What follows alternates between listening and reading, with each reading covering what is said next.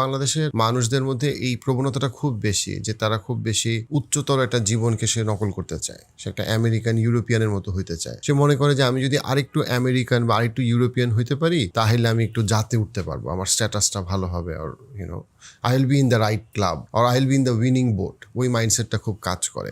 Definitely after July আগস্টে যেটা হয়েছে সেটার পরে আমরা একটা দেশপ্রেম দেখতে পাচ্ছি যেটা আমরা আগে দেখি নাই, which is great. But still আমি বলবো ইন টার্মস অফ লাইফস্টাইল, আজকে যদি আমি বাড়িধারাতে যাই 2010-এ বাড়িধারাতে ইট ওয়াজ ভেরি আনকমন যে মানুষজন কুকুর পালবে। একটা এক্সাম্পল দিচ্ছি, আপনি যদি আজকে বাড়িধারা পার্কে যান, মোর দেন 80% বাসায় কুকুর পালতেছে। আমি কুকুর পালার পক্ষে বিপক্ষে বা ইসলামিক দৃষ্টিকোণ থেকে বলছি না, আমি জাস্ট বলতেছি এটা আমাদের কালচারে ছিল না। So we are trying to be like someone, যেটা আমরা হয়তো নিউ ইয়র্কে দেখতাম, যেটা ফ্লোরিডাতে দেখতাম, যেটা মায়ামি বিচে আমি দেখতাম মানুষ কুকুর নিয়ে যাচ্ছে। কক্সবাজারে আমি কখনো কুকুর নিয়ে খুব বেশি মানুষকে বিচরণ করতে দেখি নাই। এই জায়গাটা, এই যে মানুষের একটা inferiority, you have seen New York, USA, and you have seen Bangladesh. Like, what story you want to tell so that people are more confident about themselves rather than trying to be like someone else? আমরা কেন America বা ইউরোপের মতো হতে চাই? Because তারা কিন্তু নিজেদেরকে এমন একটা জায়গায় নিয়ে গিয়েছে that everyone wants to follow them. কেন?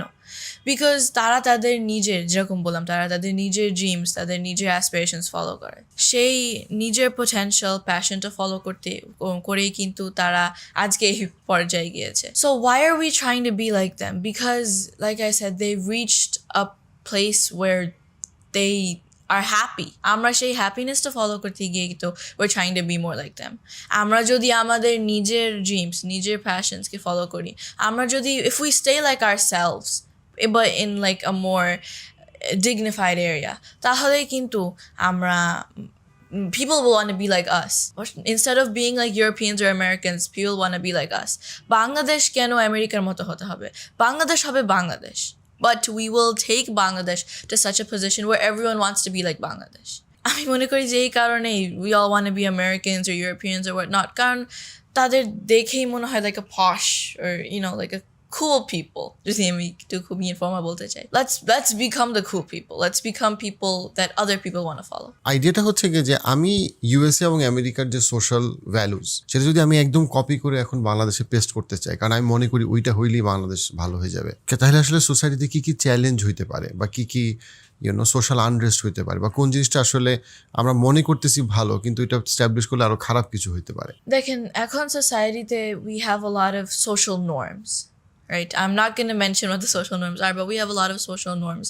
যেটা আমরা যদি ডিফাই করি, যদি আমরা সেটাকে বদলে দেই, অনেকের a lot of people won't be able to accept that change. অনেকের মাইন্ডসেট থাকবে যে কেন আমরা এই চেঞ্জ এমব্রেস করবো না, আমরা এরকমই থাকবো, আজীবন এরকমই থাকবো। অনেকেই won't be able to accept or embrace this change.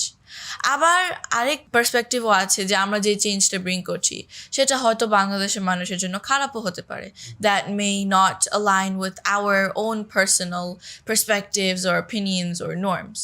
So দুই পক্ষেই আছে। I feel like a lot of people might not embrace the change, and a lot of people might think that it's a good change, কিন্তু আসলে it's not good in terms of religious perspective or political perspective or personal opinions or whatnot.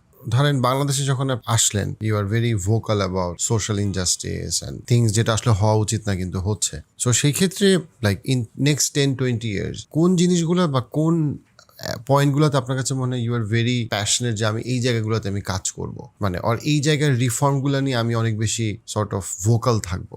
Definitely one of the places that I'm planning to be very vocal on is the education. আমাদের বাংলাদেশে এখন যে national curriculum আছে, বা in our education sector আমরা দেখি যে আমি আগে অনেকবার বলেছি, our education sector we're very focused on memorizing. আমরা টেক্সট বুকে একটা সার্টেন অংশ মেমোরাইজ করে তারপর পরীক্ষায় লেখে and then পাস করি or ফেল করি or whatever.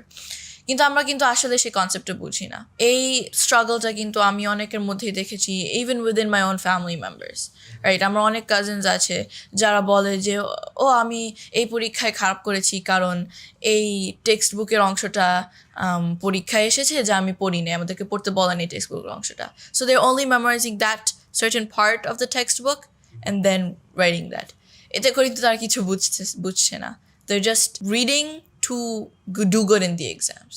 So আমি চাই যে আমাদের এডুকেশন সেক্টর এমনভাবে রিফর্ম হোক যা অনেক বেশি ইন্টারঅ্যাক্টিভ এবং হোলিস্টিক অ্যাপ্রোচ। দেখেন বাংলাদেশে কিন্তু একটা কনসেপ্ট আছে যে beginning of the year exam, mid term exam, final exam, তাই না, বা ফাইনাল টার্মের যে এক্সামটা থাকে। বাট আমি যদি আমার ওন পার্সোনাল এক্সপিরিয়েন্স দিয়ে বলি, নিউ ইয়র্কে কিন্তু আমি কিন্ডারগার্টেন থেকে 7th গ্রেড পর্যন্ত পড়েছি। এই 8 বছর যে আমি পড়েছি নিউ ইয়র্ক, সেখানে কিন্তু we didn't have and of the year, middle of the year, we had more holistic approach.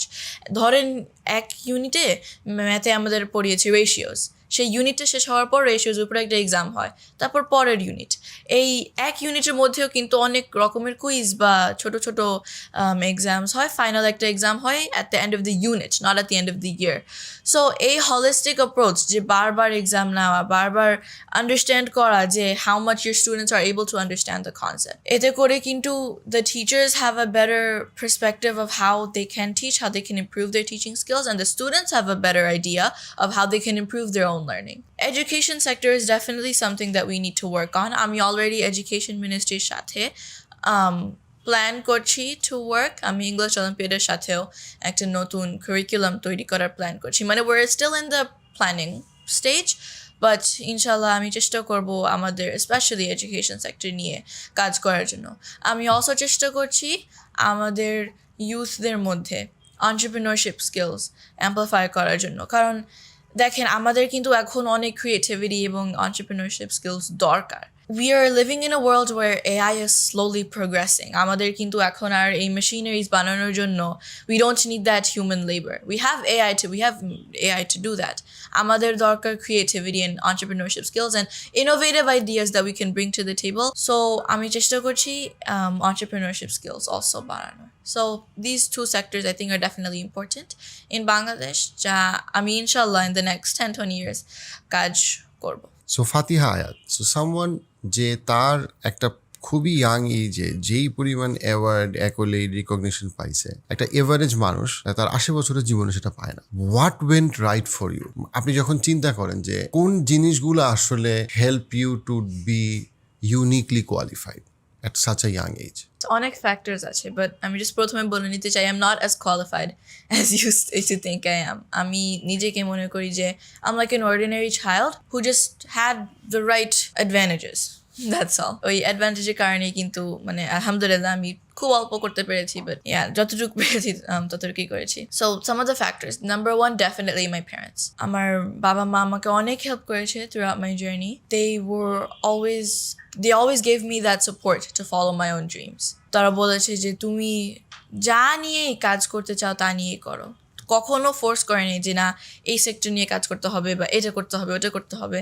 আমি যা করতে চেয়েছি তাই করতে দিয়েছে। But if I had a wrong decision, which I obviously did, কারণ again I'm human, every wrong decision that I made, they were always there to help me, guide me in the right path. আবার অনেক সময় আমাকে mistake করতে দিয়েছে, সেই mistake থেকেই কিন্তু আমি শিখেছি, সেই ভুল থেকেই আমি শিখেছি। It seems surprising to me যে আপনি আপনার বাচ্চাকে কিভাবে মিস্টেক করতে এনকারেজ করবেন, বাট না, আমাকে ভুল করতে সবসময় এনকারেজ করা হয়েছে। আমি যদি একটা প্রশ্ন করি আব্বুকে, তখন আব্বু বলে আগে ভুল বলো, তারপর আমি বলে দিচ্ছি কি। সো আমি সবসময় মানে I always say the most random things, আমি ভুল জিনিস বলি অ্যান্ড দেন আব্বু ঠিক করে দেয়। আমাকে সবসময় সেই ভুল করতে এনকারেজ করেছে এবং সেই ভুল থেকেই কিন্তু আমি শিখতে পেরেছি। সো আমার আব্বু আম্মু definitely they supported me a lot. Number two, I always followed my own dreams. আমি আব্বু আম্মু আমাকে কখনো বলে নাই যে you focus on this or focus on that, but আমি সবসময় আমার নিজের অ্যাসপিরেশনস, নিজের প্যাশন থেকে কিন্তু আমি আমার কাজ করে যাচ্ছি। I was always very concerned about climate change and human rights, এবং সেই পার্সপেক্টিভ থেকেই কিন্তু, সেই প্যাশন থেকেই কিন্তু আমি climate change এবং human rights, child rights এর জন্য অ্যাডভোকেট করে যাচ্ছি। At the same time আমি বড় হয়ে as in terms of my professional goals, আমি একজন aeronautical engineer হতে চাই, but even through that field I want to work for humanity. ছোটবেলায় I always knew যে আমি humanityর জন্য কাজ করব, but now I feel like my professional goals is going a little more towards aeronautical engineering. Again, this was completely my passion, এবং আমার যে একটা পার্সোনাল গোল আছে যে আমি এই প্রফেশন কমপ্লিট করতে চাই, এই প্রফেশনের দিকে যেতে চাই, এবং তারপর I want to work for humanities. My personal goals and my personal passions also helped me to reach here. So these are the two biggest factors that alhamdulillah have shaped me. The support that I've received from my parents and also from my fans and followers. Should I just mention করতে চাই যে in my social media আমার fans and followers আমাকে আলহামদুলিল্লাহ অনেক support করে এবং তাদের এই মোটিভেশন তাদের ইন্সপিরেশন থেকেই তারা যে আমাকে প্রতিনিয়ত বলে যে continue your work continue your advocacy, তারা যে আমাকে সাপোর্ট করে সেই সাপোর্ট থেকেই কিন্তু আমি আলহামদুলিল্লাহ আরও এগোতে পেরেছি। It's like I said, I'm an ordinary kid who just had the right advantages, I guess. এই ভিডিও ক্লিপসগুলো যদি আপনি মিস করতে না চান, পার্সপেক্টিভ ক্লিপসে সাবস্ক্রাইব করুন।